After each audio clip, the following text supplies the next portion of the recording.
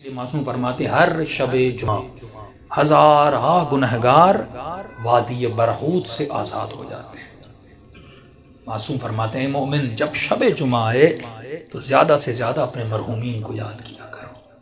ایک روایت میں آئے فرمایا جن کے والدین مرحوم ہو گئے، فرمایا ہر شب جمعہ تمہاری بوڑھی ماں تمہارے در پہ آتی ہے، تمہارا بوڑھا باپ تمہارے گھر پہ آتا ہے اور کیا سوال کرنے آتی ہے، میرے لال مجھے کوئی خیرات دو، مجھے کوئی ثواب دو۔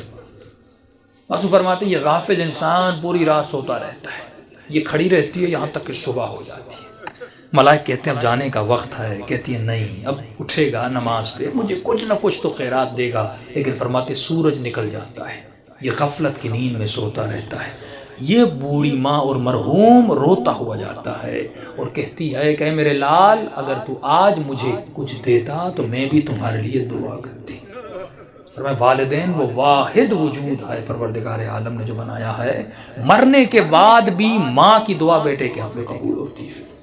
یہاں تک فرمایا اگر پریشان ہو مصیبتوں میں ہو ماں کی قبر پہ چلے جاؤ، باپ کی قبر پہ چلے جاؤ، وہاں اس کے لیے کچھ مانگو اور دعا کرو، خدا اس کے صدقے میں، کیونکہ مرنے کے بعد بھی ماں بیٹے کی تکلیف کو دیکھنا پسند نہیں کرتی۔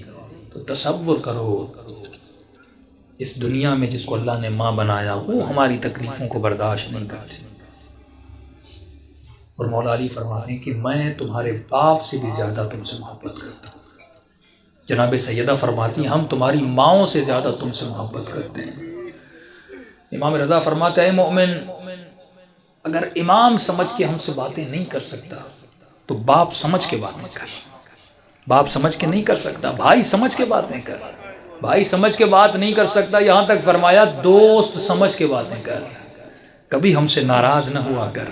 ایک مولا کا چاہنے والا گنہگار تھا، ساتویں امام کا زمانہ تھا، گلی پتلی سی تھی اور شراب کی اس میں عادت تھی، ہاتھ میں شراب تھا اور آگے بڑھ رہا تھا، سامنے امام کو آتے ہوئے دیکھا، شرمندہ ہوا کہ مولا کو کیسے میں فیس کروں گا۔ اس نے فوراً اپنا چہرہ دیوار کی طرف کر دیا تاکہ مولا گزر جائے اور مجھے نہ دیکھیں۔ امام جیسے آئے اس کے قریب آئے، اس کی پیٹھ پہ ہاتھ لگایا، کہا کہ اپنا منہ کیوں پھیرا ہے؟ فوراً اس نے چہرہ امام کا مولا میں نے دیکھا نہیں، بہانہ بنایا۔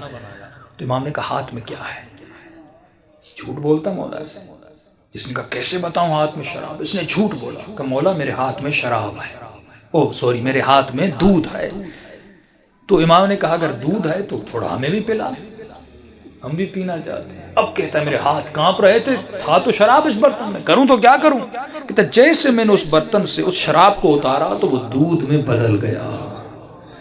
امام نے ایک جملہ کہہ کر آگے ہو کر گزر گئے، فرمایا تو میرا چاہنے والا ہے، ایسا رہو جیسا ہمیں پسند ہے۔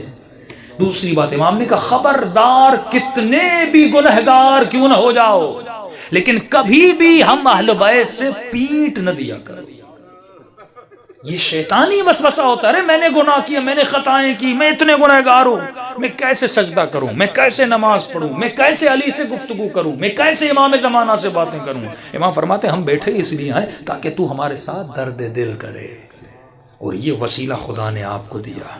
امام رضا فرماتے ہیں ہمارے چاہنے والے چھوٹی چھوٹی باتوں کے لیے ہمیں ہماری سیدہ فاطمہ کا واسطہ نہ دیا کرو، کیونکہ ہم ہر مصیبت برداشت کرتے ہیں لیکن اپنی دادی کی مصیبت برداشت ہم سے نہیں ہوتی۔